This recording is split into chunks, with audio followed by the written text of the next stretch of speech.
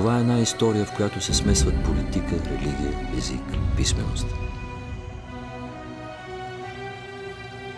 Основното противопоставяне е това между Цариградската църква, която се ръководи от патриарха, и римската, която се води от папата.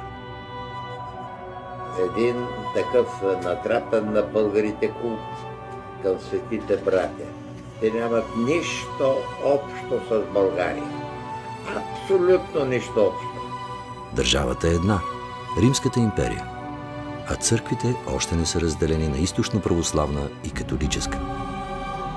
Знаете ли как е станала азбуката?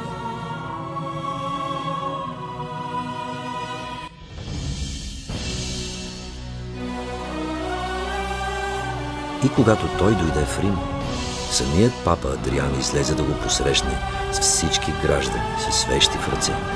И заради него Бог незабавно направи тук преславни чудеса. Разслабен човек се излекува и мнозина други се изцелиха от различни недъзи. Също и пленниците, които призоваха името на Христа и на свети Климента, се освободиха от ръцете на ония, които ги бяха пленили.